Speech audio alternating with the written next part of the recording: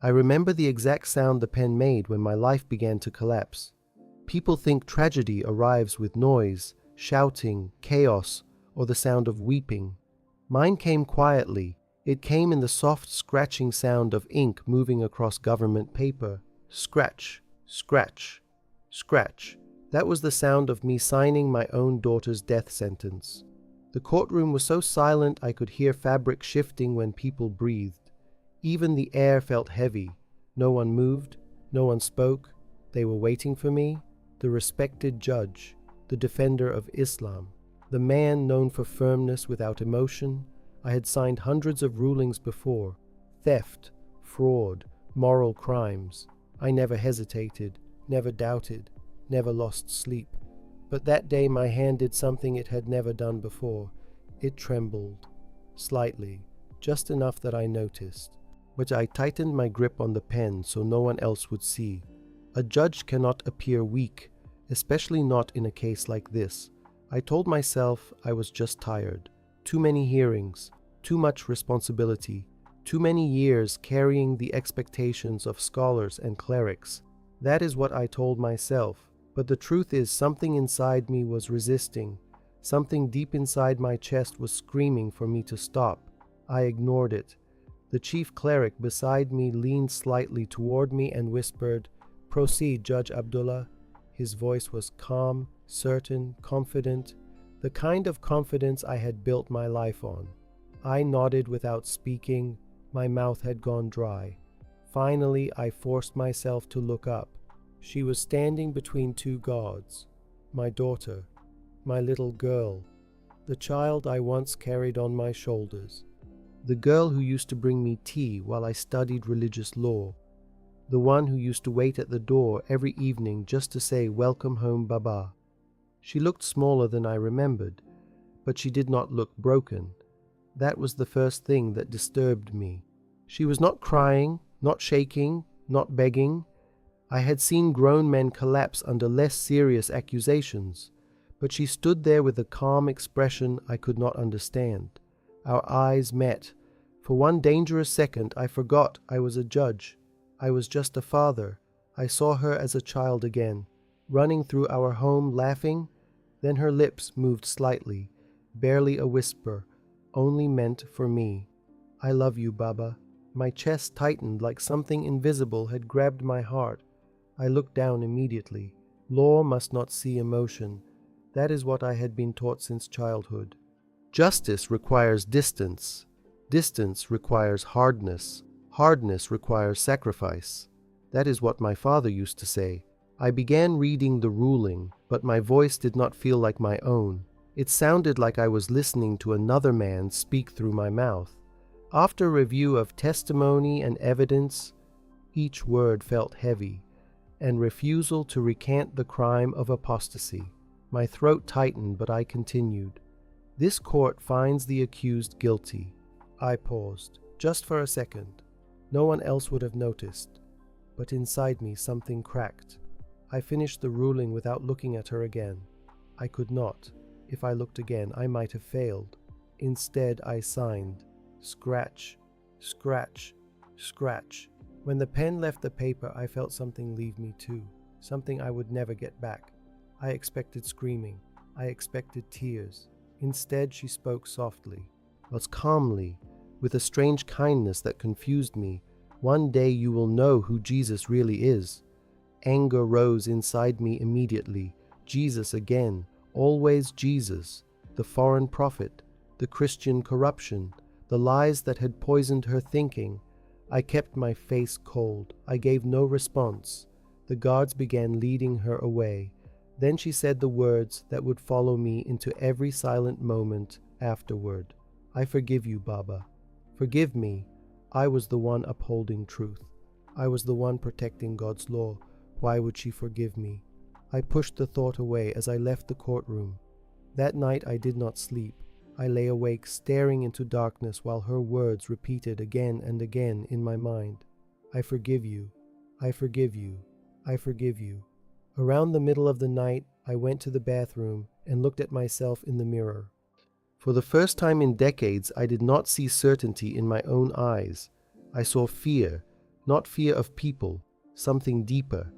I tried to pray, but the words felt empty, mechanical, like sounds without meaning. Halfway through, I stopped. I had never stopped a prayer in my life. I just sat there on the prayer rug, feeling something I could not name: doubt. By dawn, exhaustion finally pulled me into sleep. I dreamed of a man standing far away in bright light. I could not see his face, but I felt seen. I woke up sweating. I told myself it was stress, nothing more. But her voice came back again. One day you will know who Jesus really is. And for the first time in my life, I wondered if I had just condemned someone who knew something I did not. That was the first crack in the man I thought I was. My name is Abdullah Al-Harbi. I am 52 years old. For most of my life, people spoke my name with respect. Some even spoke it with fear. I was known as a man who did not bend, a man who did not compromise, a man who believed truth must be protected no matter the cost. I believed that about myself, too. I believed I was strong. I believed I was faithful. I believed I was doing God's work. I am telling you my story now because I have learned something terrifying about belief. A man can be completely sincere and completely wrong at the same time. I was born into a family where Islam was not just religion. It was identity. It was honor. It was oxygen. My father was a Quran teacher, a hard man with few words and even fewer displays of affection. I do not remember him ever hugging me. I remember his corrections. I remember his expectations. I remember the sound of his voice when I made mistakes in recitation. Again.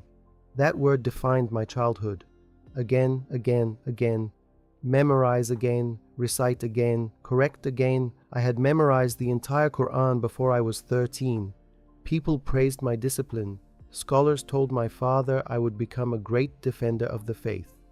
My father did not smile when they said this. He simply nodded like this was the minimum he expected. I spent my teenage years studying hadith, fiqh, and Islamic legal theory while other boys played football. I told myself sacrifice was noble. I told myself pleasure was weakness. I told myself emotion was dangerous. When I was accepted into Islamic law training, my father finally said he was proud of me, just once. That single sentence carried me for years. I chased that approval my entire life, and I built my identity on being right, being certain, being unshakable, and I succeeded. I rose through the system. Years of study, years of discipline, years of proving I could put law above feeling. Eventually, I became a judge. The day I received my appointment, my family celebrated. My father shook my hand like I was now his equal. It was the closest thing to love I understood. I married. My wife was kind, patient, traditional. She respected my position. She never challenged my views. Our home was orderly, predictable, proper. Then my daughter was born, Amani. Her name meant hope. I remember holding her for the first time. She grabbed my finger with her tiny hand, and something in my chest softened in a way I did not understand. She became the only person who could make me laugh without trying. As she grew, I noticed something different about her. She asked questions other children did not ask. Not rebellious questions, honest ones. Baba, why does Allah feel far away? Baba, why does God sound angry so often? Baba, why do we talk more about punishment than love? At first I answered with scholar responses, structured answers, safe answers. But she kept asking, Baba, do you feel close to God? That question I avoided, because the honest answer was no. I respected God, I feared God, I obeyed God, but close? I did not know what that meant. She was compassionate in ways that made me uncomfortable. She cried when she saw suffering. She once asked why we spoke harshly about people of other faiths when we had never met them. I corrected her immediately. We follow truth. Truth must not be diluted by feelings. She became quieter after that. Not rebellious, just thoughtful. Looking back now, I realized something painful. She was searching, and I was shutting doors. She would sometimes sit beside me while I reviewed legal documents. "Baba, are you happy?" I remember answering automatically. Happiness is not important, obedience is important. She looked sad when I said that. I did not understand why at the time. Now I do. As she entered university age, I noticed changes. She read more, spent more time alone, asked deeper questions. Questions about Isa, about Injil, about why the Quran spoke respectfully about Jesus, but Muslims rarely did beyond obligation. I became stricter. I monitored her influences. I warned her about Western ideas. I thought I was protecting her. What I did not realize was I was pushing her to search without me. The last peaceful memory I have before everything broke is simple. She brought me tea one evening like she did when she was little. She said, "Baba, do you believe God loves you?" I answered without thinking, "God rewards obedience." She nodded slowly but did not look convinced. That was the last normal conversation we ever had. A few months later, everything changed. A phone call, a report, an accusation, words I never imagined hearing connected to my family. Apostasy, Christianity, conversion. I remember my hands going cold when I heard. Not fear for her soul, not at first. Fear of scandal, fear of shame, fear of what people would say. That is the part I am most ashamed to admit. My first thought was reputation, not my daughter. And that is how the road began. The road that led to the courtroom. The road that led to the paper. Yes, the road that led to the signature I cannot forget. But what I did not know then was that her trial would become mine. The first time I realized something had truly changed in my daughter was not through an accusation or a report. It was through a question I could not answer. She was sitting across from me at the dining table, her hands wrapped around a cup of tea that had already gone cold. She looked nervous but not afraid, careful, like someone stepping onto thin ice. "Baba, can I ask you something without you becoming angry?" I remember feeling irritation immediately. That question alone felt like a challenge to authority. "If it is respectful," I told her. She nodded. Then she asked, "Why does the Quran call Isa the word of God and the Spirit from him?" I answered quickly, like I had done many times in court. Technical explanations, scholarly language, safe answers passed down through generations. But she did something unexpected. She did not argue. She simply asked another question. "Then why does that sound different from how we talk about other prophets?" I felt something uncomfortable move inside me. I hardened my tone. "These matters are already explained by scholars. You should not look for confusion where there is none." She went quiet, but not convinced. That became a pattern. Questions followed by my answers followed by her silence. Then more questions days later. "Baba, why does God seem to love his enemies in the gospel? Baba, why does forgiveness sound different there? Baba, why does fear seem stronger than love in what we are taught?" That question angered me. "Fear of Allah is wisdom," I told her firmly. "Fear protects faith," she asked softly, "but does love not protect it better?" I had no prepared answer for that, so I did what I had been trained to do. I ended the conversation. Authority instead of vulnerability, certainty instead of honesty. I see it clearly now. She was not trying to argue. She was trying to understand, and I was trying to win. One evening I found her reading something on her phone, and she quickly locked the screen. That small action lit suspicion inside me. "What are you reading?" I asked. "Just philosophy discussions," she said. Her voice was calm, but I sensed distance growing between us. Later that week, I checked her browsing history, something I justified as parental responsibility. I saw discussions comparing Islamic texts and Christian texts, discussions about manuscript history, discussions about Isa beyond what we were taught. I felt anger rise like fire. "You are exposing yourself to doubt," I warned her. "Doubt is how people lose their way." She surprised me with her answer. or how they find truth. That sentence felt like disrespect, even though she said it gently. I grounded her from online discussions. I increased religious lectures in the house. I thought information control would fix the problem. But questions do not disappear when you silence them.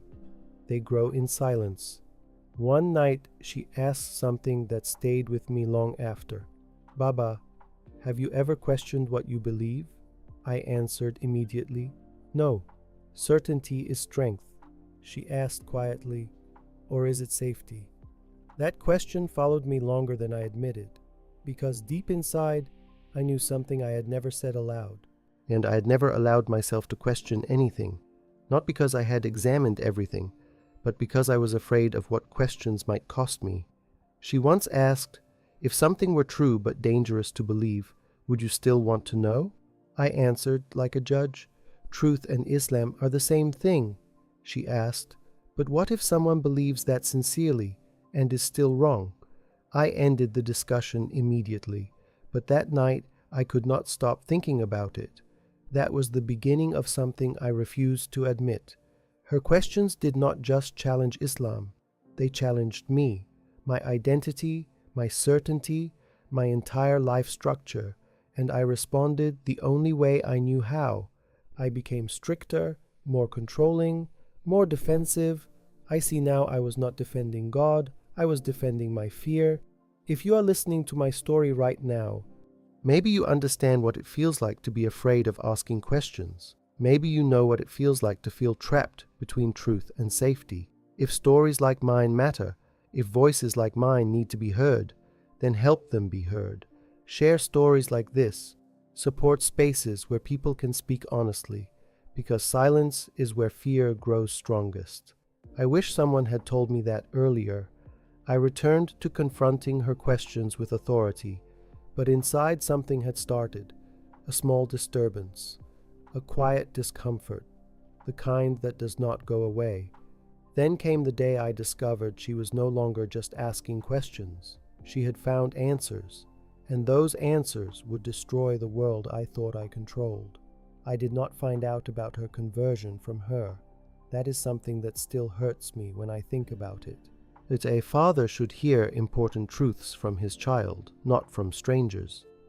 But fear had already built a wall between us. I received a call from a colleague in religious oversight. His voice was cautious, almost sympathetic. "Abdullah, there is something you need to see before this becomes public." My stomach tightened immediately. He sent documents, screenshots, reports, monitored discussions, evidence collected quietly the way these things always are. Her name was there, my daughter, participating in private discussions with Arabic Christians, asking about baptism, asking about the gospel, asking about following Isa not just as prophet, but as Lord. I remember the exact moment my hands went cold, not just cold, numb, like blood had stopped moving. I confronted her that night. I did not shout. My voice was worse than shouting, controlled. "Dangerous. Tell me this is a mistake." She looked at me for a long time before answering. I saw fear in her eyes, but also something else, resolve. "It is not a mistake, Baba." I felt something inside me fracture. "You are a Muslim," I said. "You were raised Muslim. You know the consequences." She nodded slowly. "I know." "Then say it is not true." Silence. "Say it." She swallowed. "I cannot lie to you." That was the moment anger took control. Not loud anger, cold anger, the kind that justifies anything. "You have been deceived," I told her. "This is foreign manipulation." She shook her head gently. "No one forced me. I searched. I read. I prayed." That word irritated me. "Prayed to who?" She answered quietly, "To God. And I asked him to show me truth even if it cost me everything." I remember saying something I regret deeply. "You must be careful what you ask for." She replied, "I was." I demanded she recant. She refused. I warned her of legal consequences. She said she understood. That frightened me more than resistance would have. There was no rebellion in her, no hatred, just conviction. The case moved quickly after that. These cases always do when reputation is involved. Pressure came from above. Religious authorities contacted me privately. This must be handled correctly. Correctly meant firmly. Firmly meant visibly. Visibly meant no exceptions. I tried to remove myself from the case. I told the court there was conflict of interest. They refused. Your involvement shows impartiality. They said, it proves even family is not above law. I knew what they meant. They needed an example, and I was the perfect example maker. I told myself justice required sacrifice. I repeated that sentence like medicine. Justice requires sacrifice. Justice requires sacrifice. But deep down, another sentence was whispering, or maybe this is wrong. I buried that voice. During the hearings, she never argued aggressively. She answered questions simply, respectfully. When asked why she changed her belief, she said, "Because I encountered love I did not know before." That statement caused murmurs in the courtroom. Love was not a legal defense. When asked if she feared punishment, she answered, "I fear denying what I believe is true more than punishment." That unsettled even me. Fear usually controls people. It was not controlling her. At one point, I asked her directly, breaking my own emotional rules, "Do you understand what this means for your family?" She looked at me with tears forming but not falling. "Yes, Baba." So that is the hardest part. "Then why continue?" I asked. Her answer destroyed my certainty more than any argument could, because truth is still true even when it hurts. I ended questioning immediately. I could not continue. The final day came faster than I was ready for. The courtroom was full. Word had spread quietly. I delivered the ruling the way I had delivered hundreds before: procedure, structure, authority, but nothing about it felt normal. When I said guilty, my chest felt hollow. When I signed the document, my soul felt heavy. And when I finally looked at her after the sentence, I saw something I did not expect: peace. Not denial, not shock, peace. Like she knew something I did not. Like she trusted someone I did not know. As the guards took her away, she looked at me not with hatred, but compassion. And that disturbed me more than accusation ever could. Because in that moment, I felt something I had never felt in a courtroom before. Not authority, not certainty, judgment, not hers, mine, and I could not explain why. I told myself I went to see her because it was procedure. Because sometimes families are allowed final private conversations to encourage repentance. That is what I told the officials. That is what I told myself. But the truth is, I went because something inside me needed to understand why she was not afraid. The detention facility smelled like disinfectant and concrete dust. Cold air, fluorescent lights, no warmth, no comfort, just the feeling of consequences. The guard opened the small meeting room and left us alone. For a moment I did not recognize her sitting there, not because she had changed physically, and because she looked lighter somehow. I cannot explain it better than that. She smiled when she saw me. Not a big smile, a small one. Real. "Baba." My chest tightened again. I did not sit immediately. I needed distance. "I came to help you," I said. "This is still reversible." She nodded like she appreciated the attempt. "I know why you came." "Then you know what you must do," I replied. "Just say the words. Say you were confused. Say you were influenced. This can end." She looked at me with sadness, but not disagreement. "I cannot say what is not true." I felt frustration rising. "You are choosing death," she answered softly. "No, Baba. I am choosing what I believe is life." That sentence irritated me more than open defiance would have. "You are young," I said. "You do not understand what you are throwing away." She asked gently, "Did you ever ask why I was willing to risk everything?" I did not answer. She continued, "I was always afraid growing up, afraid of disappointing you, afraid of disappointing God, afraid of making mistakes." I interrupted. "Fear keeps us righteous." She shook her head slightly. "Love does too." Silence filled the room. Then she said something unexpected. Baba, do you feel peace? The question hit harder than any accusation. I avoided her eyes. Peace comes from obedience. She waited. I knew she was waiting for an honest answer. I could not give it. She reached slowly into her pocket and pulled out a folded paper. The guard must have allowed it as personal property. I wrote something for you, she said. I did not take it at first. Read it later if you want. I finally accepted it without looking. If you just return to Islam, this ends, I repeated. She smiled sadly. I am not leaving God. I believe I am finally running toward Him. Through Christianity? I asked with disbelief. She nodded. Through Jesus. I felt anger rise again. You speak His name like you know Him. Her answer came without hesitation. I believe I do. I remember asking something almost against my will. What makes you so certain? She took a slow breath. Because for the first time in my life I felt forgiven without earning it. That sentence stayed with me. Forgiven without earning it. I did not understand it. In my world, forgiveness followed repentance. Repentance followed fear. Fear followed authority. But she spoke like forgiveness came first. That is emotional thinking, I said. Truth is not feelings. She answered quietly, What if truth changes how you feel? I had no response ready. She continued, Jesus said, Come to me, all who are weary, and I will give you rest. She looked directly into my eyes. Baba, you look very tired. That almost broke me. Almost. I stood up quickly. You are being manipulated by poetry. She did not argue. She just said, I am not afraid anymore.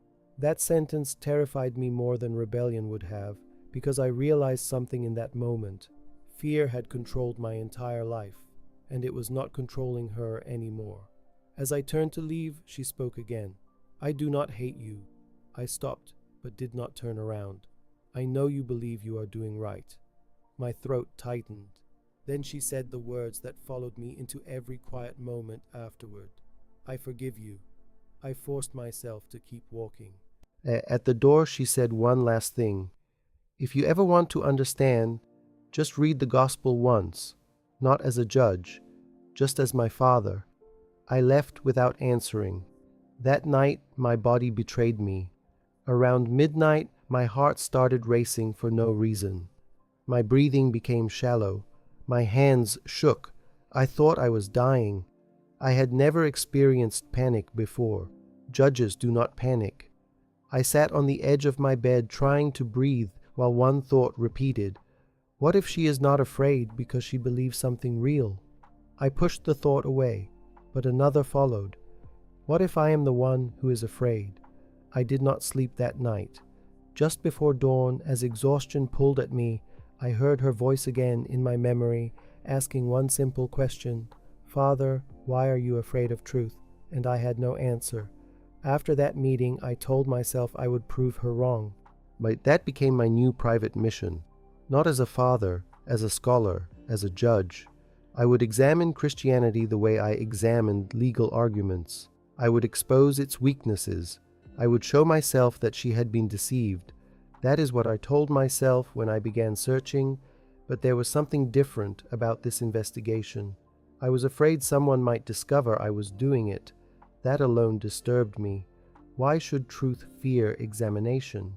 Yet I cleared my browser history.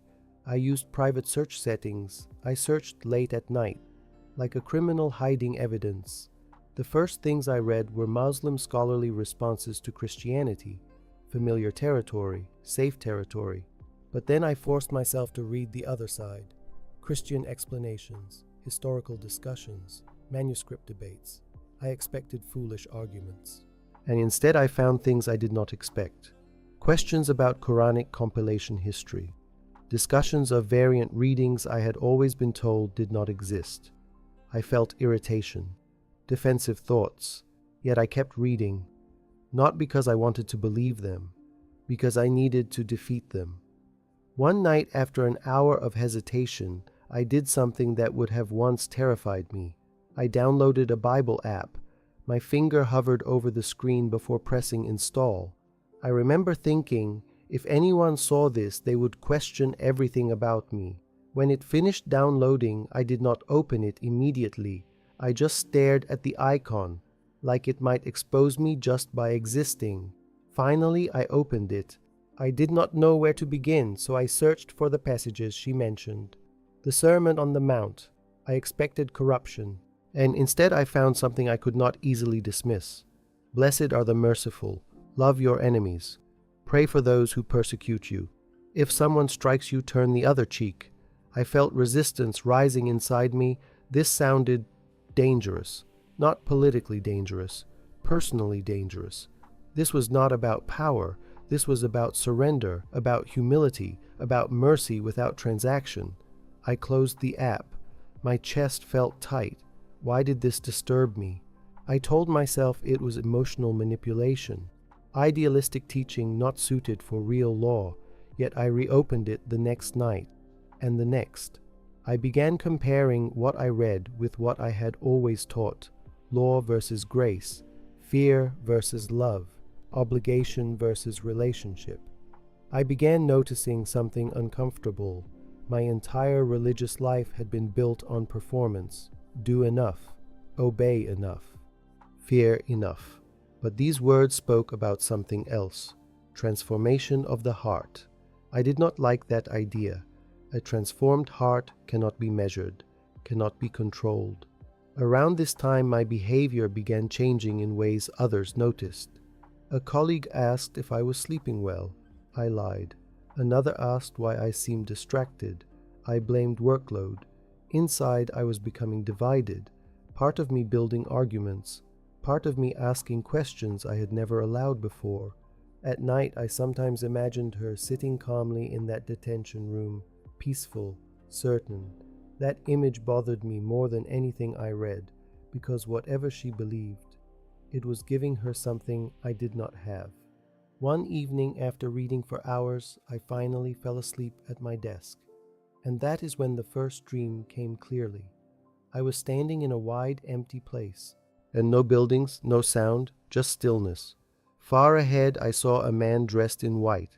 I could not see his face, but I knew he was looking at me, not with accusation, not with anger, just awareness, like he understood me completely. I tried to move closer, but I could not. It was like something held me back. He did not speak. He did not move. Yet I felt something I had not felt in many years. Calm, real calm. Not the calm of control, the calm of being seen without needing to defend myself. Then I woke up suddenly. My heart was beating fast, but I did not feel fear. That confused me. I told myself it was psychological pressure from my research, nothing more. But that dream stayed with me the entire day, and for the first time in many years I began to wonder something I never expected to wonder. What if certainty is not the same as truth? And the dreams did not stop after that first one. They became clearer, closer, more personal. At first I tried to ignore them. I told myself they were stress, guilt, mental exhaustion, but each time they came, they left something behind. Not confusion, not fear, something quieter, like someone knocking gently on a locked door inside me. A few nights later I saw him again. This time he was closer, still dressed in white, still surrounded by light that did not hurt my eyes. I could see his face more clearly, though it is still difficult to describe. Not because it was unclear, because it felt familiar, like seeing someone you have always known but never met. I wanted to ask questions, but I could not speak. Then he spoke first. His voice was calm, not loud, not dramatic, just clear. Now, why do you persecute what you do not understand? I woke up immediately, sitting upright in bed. My heart was racing. My room was dark. My wife was sleeping beside me. But inside me, something was wide awake. That sentence would not leave me. Why do you persecute what you do not understand? I knew enough religious history to recognize the echo of those words. The story of Saul becoming Paul, a persecutor confronted by Christ. That comparison frightened me. I rejected it immediately. I was not a persecutor. I was a judge, I upheld law, I defended truth, yet another voice inside whispered something uncomfortable. Did your daughter feel persecuted? I tried to pray, but my thoughts would not settle. Instead, I opened the Bible app again. This time I searched for the crucifixion story. I do not know why. Maybe because I wanted to find weakness. When instead I found something I was not prepared for. Father, forgive them, for they do not know what they are doing. I stared at that sentence for a long time. Forgive them while they are killing you. Forgive them while they are mocking you. Forgive them while they are wrong. I realized something disturbing in that moment. I did not understand forgiveness, not like that. In my world, forgiveness came after apology, after correction, after submission. But this was forgiveness offered in the middle of injustice, freely.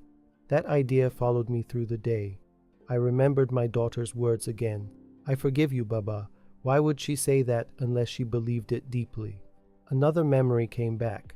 When she was 10 years old, she once found an injured bird outside our home. She cried until I helped her move it somewhere safe. I told her not to get attached. She said something I had forgotten until that moment. Baba, compassion is never wasted. I did not understand that sentence then. I was starting to now. The dreams continued, each time the same presence, the same calm authority without force. One night I finally managed to ask a question inside the dream. Are you Isa? He did not answer directly. Instead, he asked another question. What are you afraid of losing?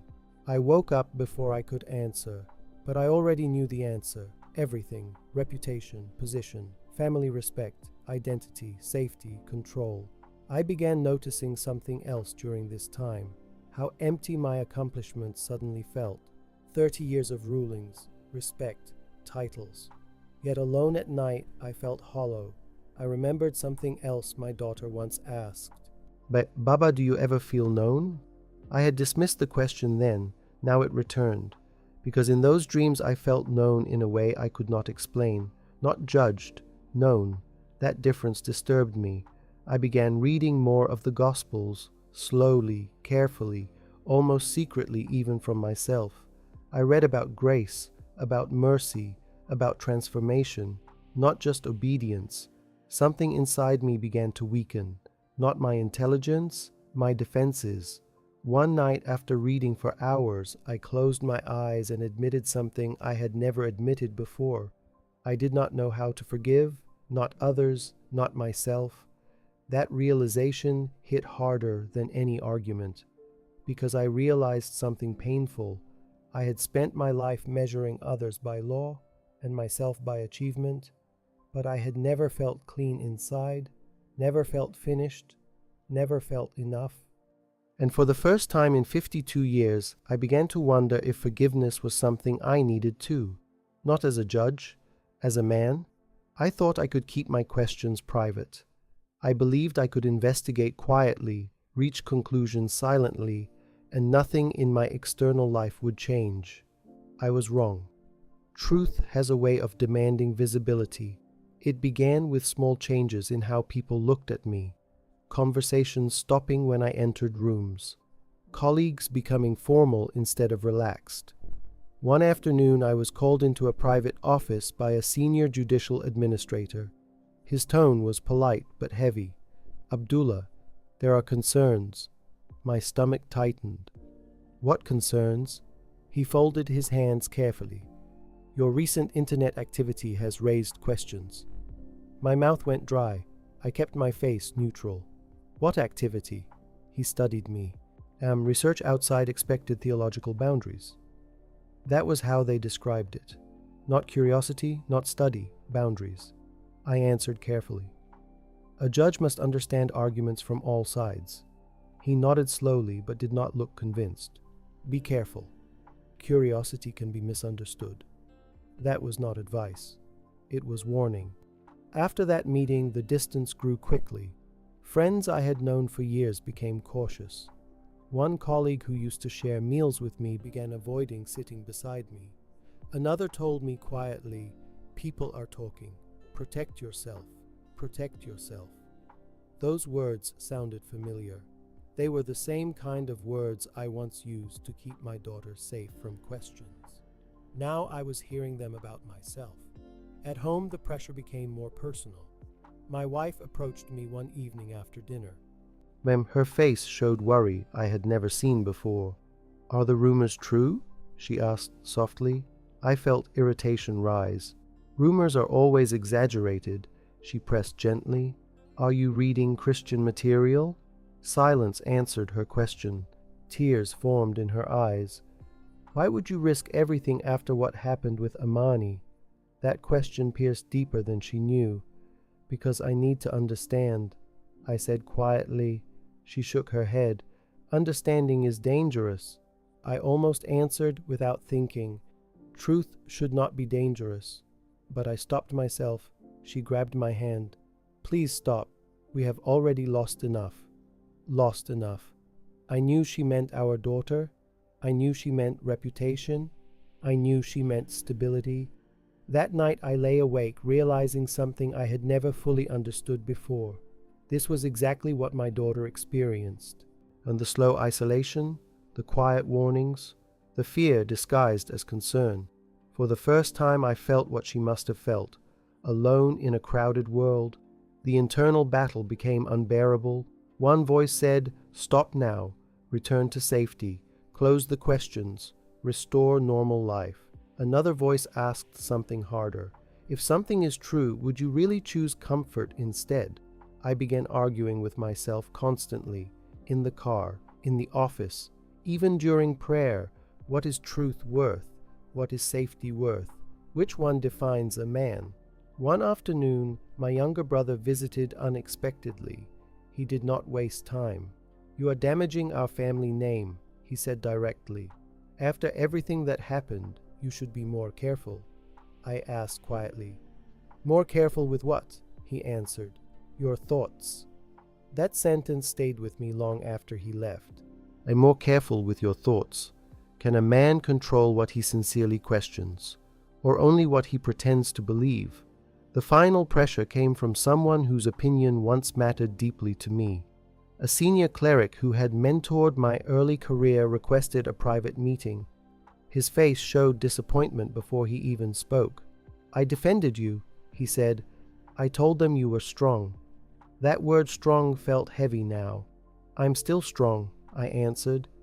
He looked directly into my eyes. "Then prove it." I knew what he meant before he said it. Make a public affirmation. Reaffirm your full confidence in Islam. Reject all outside influence. It sounded simple. Just words. Just a statement. Just survival. He leaned closer. "This will end the speculation," I asked quietly. "And if I am still searching?" His expression hardened. "But searching leads to falling." Then he gave the ultimatum. Choose stability or choose consequences. That night I sat alone in my office long after everyone left. I realized something with painful clarity. The same system I had served my entire life was now asking me the same question my daughter had faced: truth or safety? And for the first time, I understood why that question is so terrifying, because you cannot keep both. By that point, I was no longer sleeping normally. Every night felt like standing at the edge of something I could not step away from. The pressure from outside was heavy, but the pressure inside me was heavier. I remember sitting alone one night in my office with the lights off, the city glowing faintly through the window. For 30 years, that office had been a symbol of everything I had worked for: authority, respect, stability. Now it felt like a room I was slowly saying goodbye to. I asked myself a question I had never allowed before. If I am wrong, do I want to know? The honest answer came quietly. Yes, even if it destroys everything. That admission alone felt like crossing a line I could never uncross. That night I had the clearest dream yet. I was standing in the same wide open place. But this time there was no distance between me and the man in white. He stood only a few steps away. I could see his face clearly now. There was no anger there, no force, just authority without intimidation. He said my name. Abdullah. No one had ever said my name like that. Not as a title, not as a judge, just as a person. "What are you holding on to?" he asked. I knew the answer immediately. My position, my identity, my fear. He asked another question. "For is it giving you life?" I could not answer, because the truth was obvious. It was not. Then he said something simple. "Truth does not fear loss." I woke up with tears on my face. I had not cried in years, not when my daughter was sentenced, not when my reputation began to shake. But that night, something inside me broke open. For the first time in my life, I prayed honestly, not formally, not reciting memorized words, just speaking quietly into the darkness. "God, if you are real, if you truly see me, show me truth, even if it costs me everything." The moment I said that something happened, I still struggled to explain. The tightness that had lived in my chest for decades seemed to release. Not excitement, not emotion, peace, deep, quiet peace. Like a noise I did not know existed had suddenly stopped. I did not suddenly become brave, as I simply stopped being able to lie to myself. A few days later, the confrontation came. I was called into a formal review meeting, several officials present, the same senior cleric, administrative authorities. The atmosphere felt more like an interrogation than a discussion. The question was direct. Do you reaffirm your complete and unquestioned confidence in Islam and reject all foreign religious influence?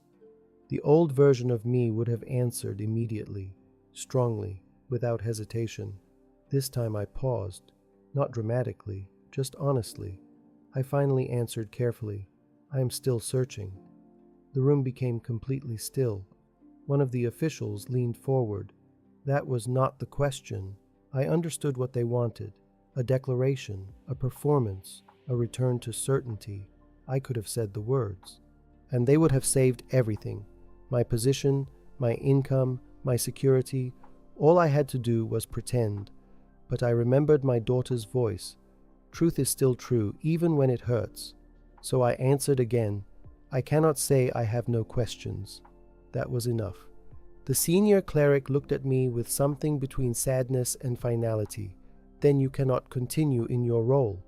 There was no anger, just procedure, like removing a damaged part from a machine. Papers were prepared quickly. My resignation framed as administrative necessity. Years of work ended in minutes. I signed again, another document.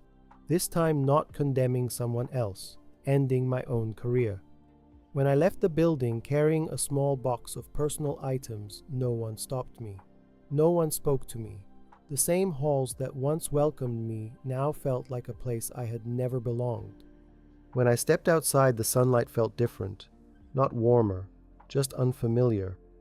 I stood there for several minutes not knowing what to do next.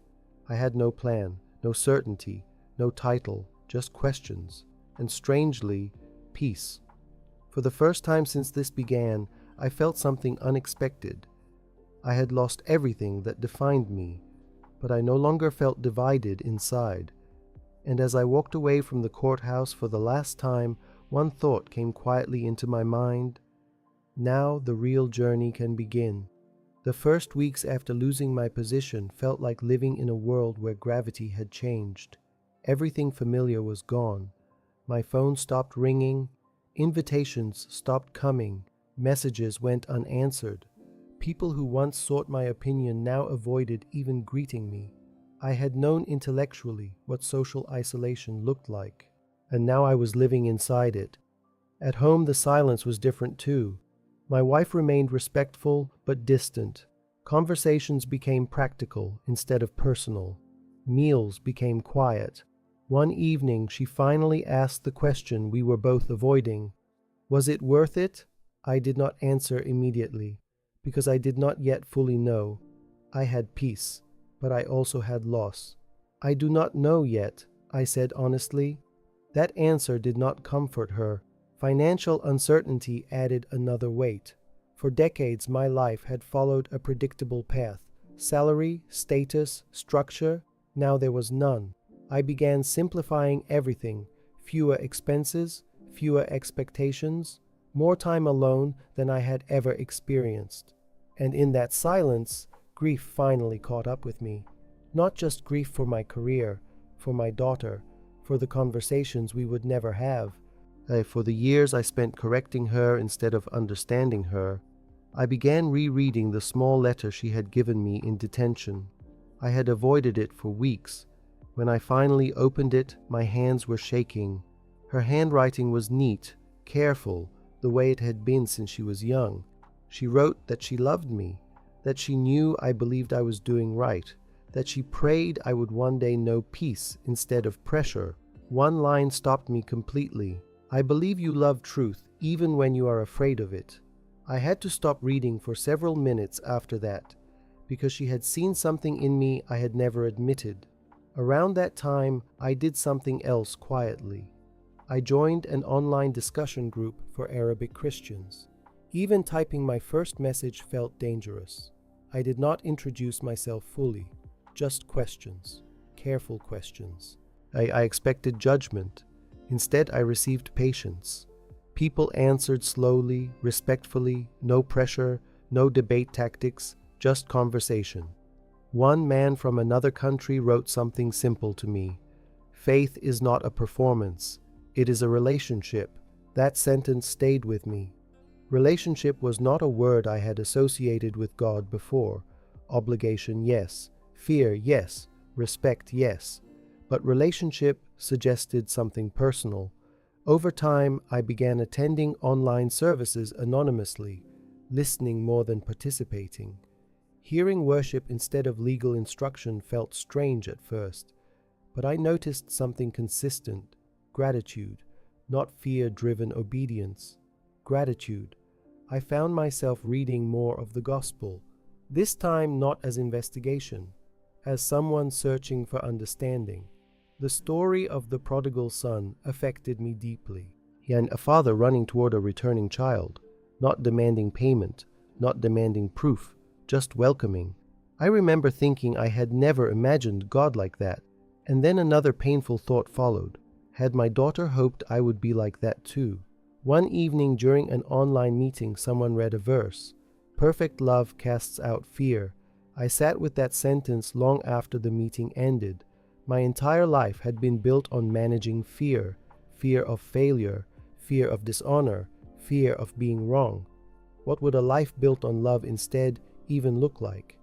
I began to understand something slowly. My daughter had not been running away from us. She had been running towards something she believed was real. That realization did not remove the pain, but it changed how I saw her courage. The final part of her letter said something I now read often. "Do not hate yourself, Baba. God is not finished with you." For the first time, I allowed myself to consider something I had never believed before. That maybe redemption was not just for criminals. Maybe it was also for men who had been sincerely wrong. And for the first time since losing everything, I began to believe my story might not be ending. It might be beginning. If you had asked me years ago what it meant to be reborn, I would have given you a theological answer. Something structured, something safe. Today my answer is much simpler. It means finally becoming honest, not becoming a different man overnight, not waking up as someone new, but slowly allowing the man you pretended to be to fall away so the man underneath can finally breathe. That is what happened to me. Not quickly, not dramatically, quietly, through loss, through questions, through truth I could no longer avoid. I did not become a Christian in a single emotional moment. It happened like sunrise, slowly enough that I did not notice the darkness leaving until light was already there.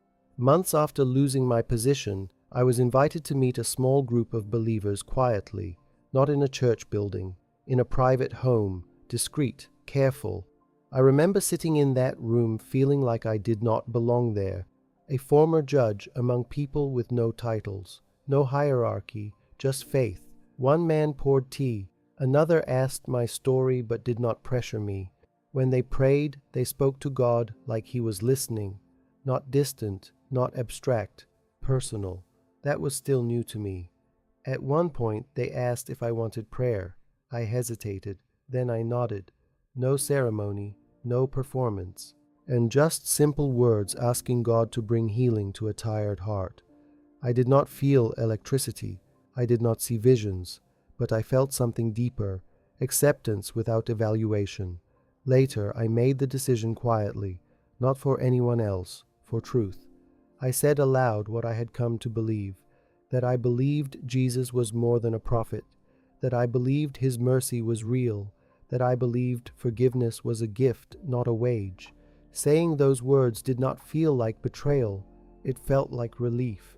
Eventually I chose to be baptized quietly, no audience, no announcement, just a few witnesses.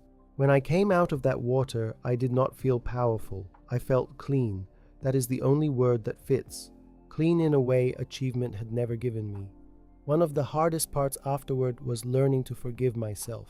I understood intellectually that God forgives, and accepting that personally was harder. I often returned to the words I read months earlier. Father, forgive them, for they do not know what they are doing. I used to read that as history. Now I read it as mercy that included me. I also had to learn something else, not to hate where I came from. Bitterness is another prison. I do not tell my story to attack Muslims. I tell it because I know what it feels like to live inside fear and call it faith. Many sincere people remain where I was. I understand them because I was one of them. If someone listening to me now is questioning quietly, I would say this: do not replace fear with hatred. Replace fear with courage. Truth does not need anger to defend it. It only needs honesty. I have not regained everything I lost. Some family relationships remain strained. Some doors remain closed. But I have gained something I never had before. Peace that does not depend on position. Hope that does not depend on approval. Faith that does not depend on fear. Sometimes I still think about my daughter's last words to me. I forgive you, Baba. I understand them now in a way I could not then. She was free before I was. She had peace before I did. And in many ways, her courage became the seed of my own freedom. If she could see me now, I would want to tell her something simple. You are right to choose truth. And I'm sorry it took me so long to understand. If you remember anything from my story, remember this. Truth may cost you comfort. It may cost you reputation. It may even cost you relationships. But losing what is built on fear may be the only way to find what is built on peace. My name is Abdullah Al-Harbi. I once believed I was defending God. Now I know God was patiently rescuing me. And the greatest truth I have learned is this. Truth cost me everything I thought I needed, and gave me everything I never knew I was searching for.